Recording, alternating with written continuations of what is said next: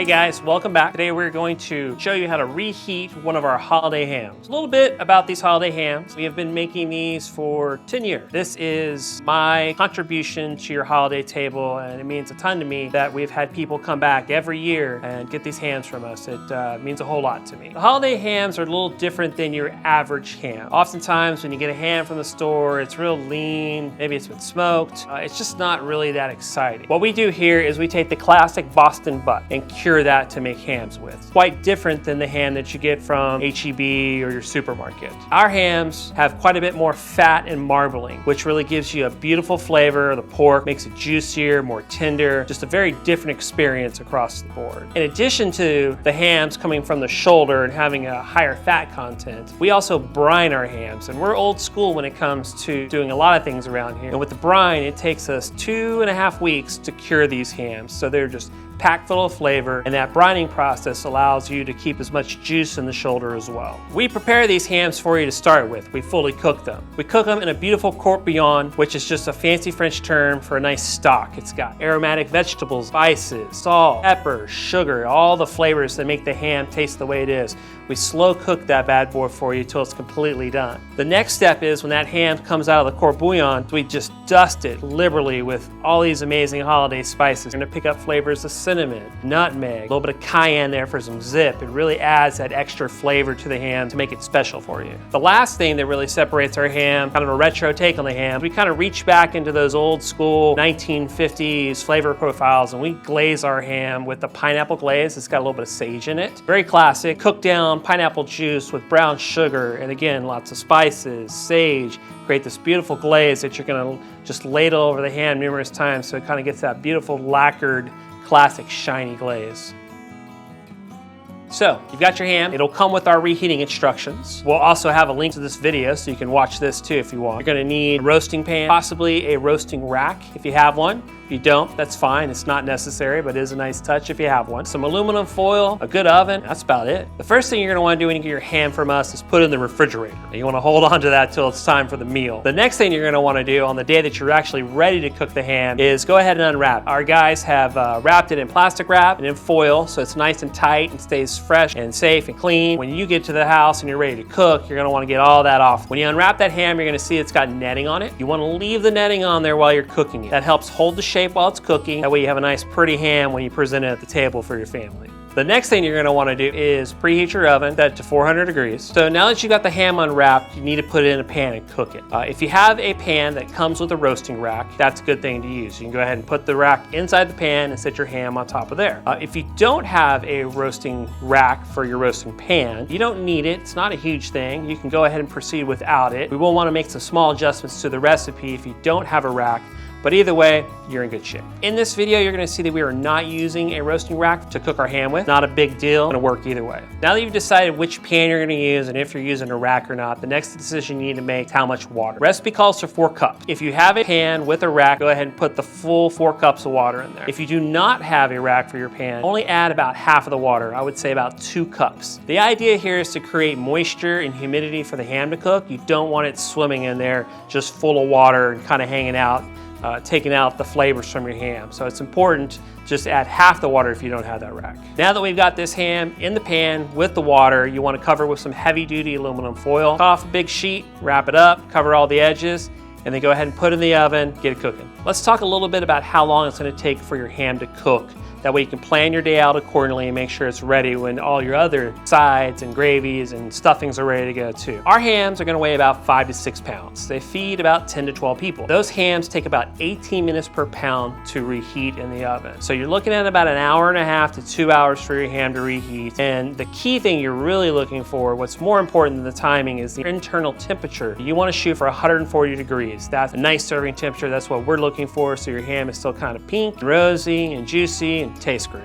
After about 45 minutes to an hour, you want to go ahead and check your ham and kind of see where things are at. Every oven's a little different, so timing can be faster or slower in your oven depending, so you want to check on it halfway through and kind of see where you're at. At this point, your ham is now sitting at about 140 degrees. This is when we want to go ahead and take the next step in this recipe to get it ready to be glazed and on the dinner table.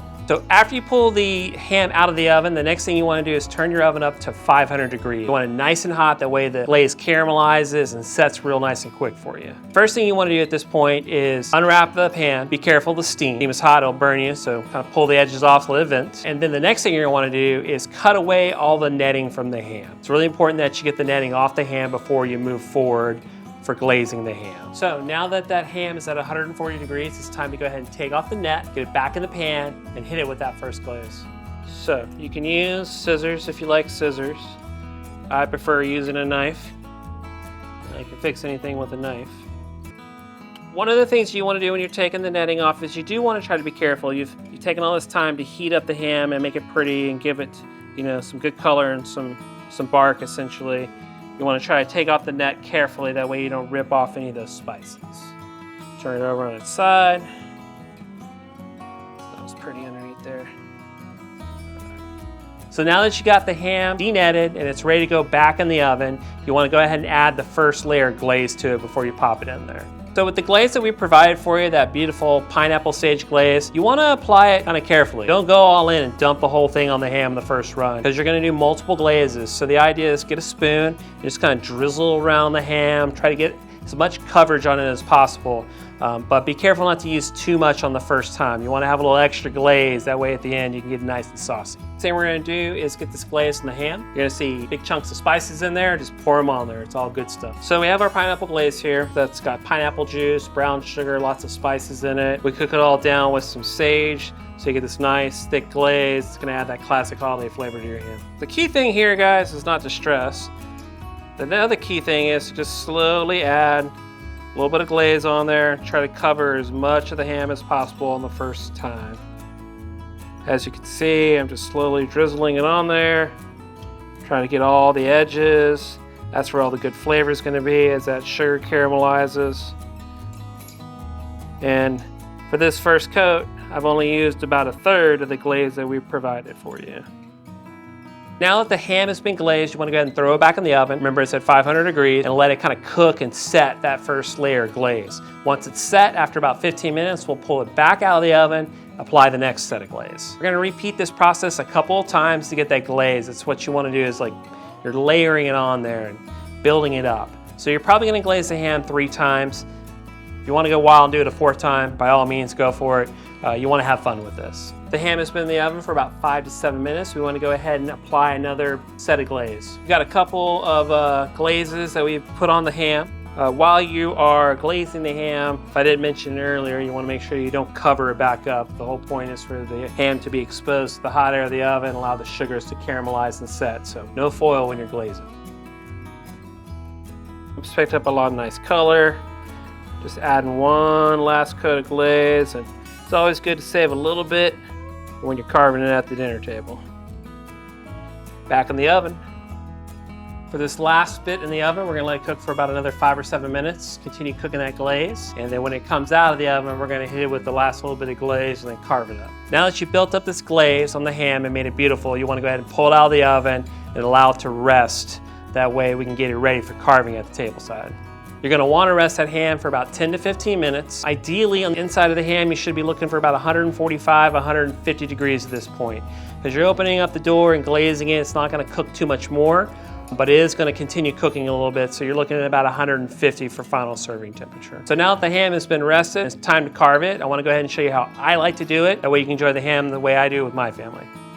So I like the way this ham looks. We've glazed it 3 times. Looks great to me. So now it's time to get out of the pan and start carving it up, serve it to the family. I like to start with this ham basically just from the beginning, like those tasty end pieces, those burn ends. That slice is my favorite part on the whole ham. It's got all the flavors. So start on one end and cut your way through. You can fan it out, make it look nice. 1/2 inch, 1/4 inch slices, whatever works for you. You know, no rules for Christmas ham. Just make it good.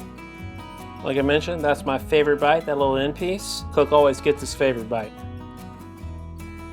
Oh. Yeah, I forgot how good that was. I want to thank everybody for buying a holiday ham from us here at InterStellar. As I mentioned before, it means a whole lot to me. You've chosen to purchase a ham from us and bring us into your home. The whole point for this video is to kind of help you have that InterStellar experience at the Christmas table. If you want to see more from us, take a look at our page. We've got plenty of other videos for you to go through. Beef ribs, turkeys, briskets, the whole shebang. Be sure to like and subscribe, and we'll see you in the next video.